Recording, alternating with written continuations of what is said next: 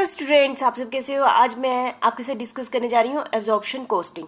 ये हमारा next chapter है। ठीक है, तो इसमें हम डिस्कस करेंगे एब्जॉर्प्शन कॉस्टिंग किसे कहते हैं। आपने इसको बहुत ज़्यादा डिटेल में किस में पढ़ चुके हैं, हम कॉस्ट अकाउंटिंग में पढ़ चुके हैं। कॉस्ट अकाउंटिंग क्या होती है, जिसमें हम किसी भी कॉस्ट को क्या करते हैं, सबसे पहले कलेक्ट करते हैं, ऑब्जर्व करते हैं, फिर उनकी क्लासिफिकेशन करते हैं, फिर एलोकेशन करते हैं, फिर लास्ट में क्या होता है वो कॉस्ट यूनिट, जो कॉस्ट यूनिट जिसके लिए हमने कॉस्ट इंकर्ड की थी वो क्या करता है, ऑब्जर्व करता है। ठीक है, तो इस चैप्टर को हमने बहुत बहुत ज़्यादा डिटेल में कर लिया हुआ है, इसकी वीडियो भी है पीछे, तो आपने देख लेनी है। फिर भी हम शॉर्टकट में एक बार फिर आपके साथ रेपिटेशन करने जा रही हूँ। एब्जॉर्प्शन कॉस्टिंग क्या होती है। एब्जॉर्प्शन कॉस्टिंग वो होती है जो एक स्पेसिफिक कॉस्ट सेंटर ने या कॉस्ट यूनिट ने जो कॉस्ट ऑब्जर्व कर ली है, ठीक है, वो सारी कॉस्ट, जैसे कि एक स्पेसिफिक कॉस्ट है ना, एक चेयर बनाना है तो एक सेंटर है ना, तो उसने जितने भी कॉस्ट उस पर खर्च की गई है, चाहे फिक्स्ड है, चाहे वेरिएबल है, चाहे डायरेक्ट है, चाहे इनडायरेक्ट है, सारी कॉस्ट जो उसने ऑब्जर्व कर लेता है उसको हम कौन सी कॉस्ट कहते हैं, एब्जॉर्प्शन कॉस्टिंग कहते हैं। ठीक है, इसको फुल कॉस्टिंग भी कहते हैं क्योंकि इसमें सारी कॉस्ट वो कॉस्ट सेंटर या कॉस्ट यूनिट ऑब्जर्व कर लेता है, उसको फुल कॉस्टिंग भी कहते हैं।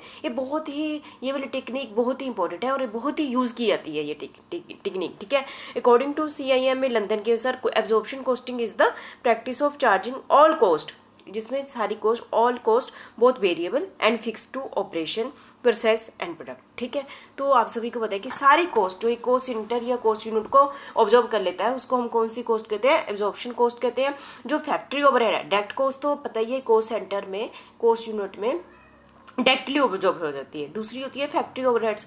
फैक्ट्री ओवरहेड्स वो कैसे ऑब्जर्व करता है, on the basis of normal capacity. ठीक है, और जो हमारे एडमिनिस्ट्रेशन और सेलिंग डिस्ट्रीब्यूशन ओवरहेड्स होते हैं वो आपको पता है कि वो टोटली ओवरहेड्स होते हैं, वो डायरेक्ट नहीं होते हैं, इसलिए वो किस बेस पर ट्रीट किया जाता है, पीरियड कॉस्ट के बेस पर ट्रीट किया जाता है। ठीक है, चलो हम स्टार्ट करते हैं। वैसे इस वीडियो में मैं बस बार बार 3-4 बार ही बस एब्जॉर्प्शन कॉस्टिंग की ही डेफिनेशन आपके साथ डिस्कस करूंगी। ठीक है, कि क्या होता है absorption costing is the process of linking all production cost, मतलब कि ये क्या होती है, all production to the cost unit. एक कॉस्ट यूनिट को जितनी भी प्रोडक्शन करने में उसकी कॉस्ट होती है उसको वो ऑब्जर्व कर लेता है to calculate a full cost per unit of inventories. This costing method treat all type of production cost as cost of product regarding fix cost. इसमें के अंदर फिक्स कॉस्ट भी आती है, वेरिएबल कॉस्ट भी आती है। It is sometime called the full costing method. ठीक है, सारी कॉस्ट आ जानी है, जो एक कॉस्ट सेंटर सारी कॉस्ट जो हमने उस पर खर्च की है तो वो सारा ऑब्जर्व कर लेता है, because it include all type of cost to get a cost unit. ठीक है, those cost include direct cost, variable overheads cost and fixed overhead cost. आप सभी ने इसको डिटेल में, बहुत ज़्यादा डिटेल में कॉस्ट अकाउंटिंग में पढ़ लिया हुआ है, इसलिए मैं फटाफट इसको कर रही हूँ। एज पर दिस मेथड, ये रेपिटेशन है 3-4 बारी मैं इसको एब्जॉर्प्शन कॉस्टिंग को कर रही हूँ। As per this method total product cost is calculated by adding of variable cost such as direct labour. जिस वेरिएबल कॉस्ट कौन कौन सी होती है, डायरेक्ट लेबर होगी, डायरेक्ट लेबर पर यूनिट के अकॉर्डिंग मैं वो बोल रही हूँ, direct material cost per unit and variable manufacturing overhead per unit and fixed cost such as fix manufacturing overhead per unit. ठीक है, ऊपर हमने क्या किया था, सारी कॉस्ट को इकट्ठा कर लिया था, बाद में यूनिट को डिवाइड किया था, बात एक ही है। अब हमने क्या किया, डेफिनेशन थोड़ी सी चेंज कर दी, per unit direct material per unit, direct labour per unit, direct expenses per unit, overheads. ठीक है, तो इस समय उसको हम क्या कहते हैं, ऑब्जॉर्प्शन कॉस्टिंग कहते हैं। ठीक है, absorption costing is one of approach which is used for the purpose of valuation of inventory और calculation of cost of product. मतलब कि हमने किसी भी प्रोडक्ट की कॉस्ट को निकालने के लिए या स्टॉक की वैल्यू निकालने के लिए हम ये करते हैं। All expenses incurred by the company are taken into the consideration, मतलब जितने भी खर्चे किए गए हैं एक कॉस्ट यूनिट के लिए, एक कॉस्ट सेंटर के लिए, वो सारे खर्चों को हम ऐड कर दें तो वो क्या हो जाती है, ऑब्जॉर्प्शन कॉस्टिंग होती है। In it include all direct and indirect expenses, सारे direct indirect incurred by company during the specific period. मतलब कि हम एक स्पेसिफाइड पीरियड कर लेते हैं ना, या मंथली कर लेते हैं, 2 मंथ का टारगेट बना लेते हैं, 3 मंथ का बना लेते हैं, या साल का बना लेते हैं। तो एक फिक्स पीरियड में जितनी भी कॉस्ट उस कॉस्ट सेंटर में खर्च की गई है वो सारी कॉस्ट को हम क्या कहते हैं, एब्जॉर्प्शन कॉस्टिंग कहते हैं। ठीक है, in simple term absorption costing refer to the method of adding up all cost pertaining to production process के टाइम जितनी भी कॉस्टिंग की गई है and then allocating them to product individually. ठीक है, पहले सारी टोटल कॉस्ट कर ली, फिर एक प्रोडक्ट की निकाल ली।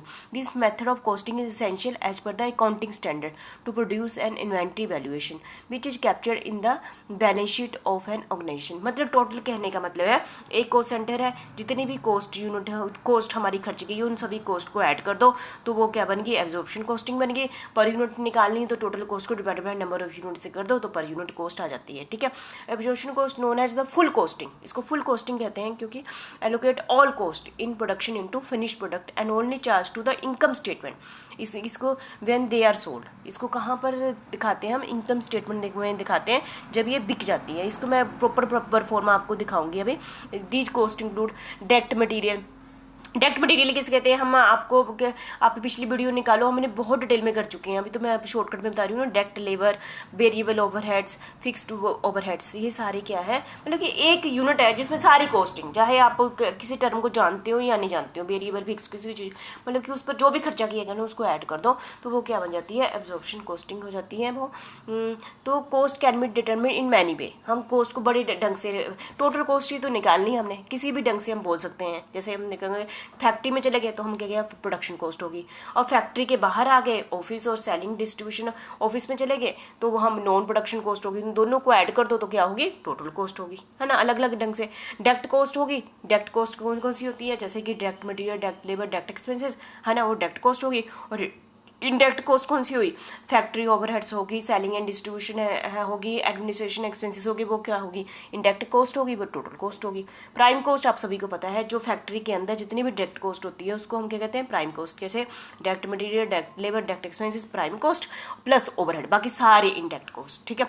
तो टोटल कॉस्ट होगी, मतलब टोटल कॉस्ट को हम अलग अलग ढंग से प्रेजेंट कर सकते हैं, fix cost plus variable cost, total cost, जितनी भी फिक्स कॉस्ट है, हम इसमें ये नहीं सेग्रीगेट करेंगे डायरेक्ट इनडायरेक्ट है, देख लेंगे कितनी फिक्स्ड है कितनी वेरिएबल है और टोटल कॉस्ट निकालते हैं, ठीक है।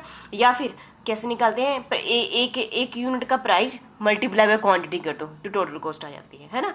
मतलब कि 500 चेयर बनाई तो एक चेयर की कॉस्ट हमें पता है, तो एक चेयर की कॉस्ट मल्टीप्लाई बाय 500 तो क्या आ जाती है हमारे पास, टोटल कॉस्ट आ जाती है। Cost can be determine in many way, ठीक है। तो ये एब्जॉर्प्शन कॉस्टिंग वैसे तो ओवरऑल एक ही डेफिनेशन है कि हम एक कॉस्ट सेंटर या कॉस्ट यूनिट की टोटल कॉस्ट ऑब्जर्व की जाती है, तो है ना। तो ये है अब इसकी एब्जॉर्प्शन कॉस्टिंग, हम इसको बहुत डिटेल में कॉस्ट अकाउंटिंग में कर चुके हैं। Thank you.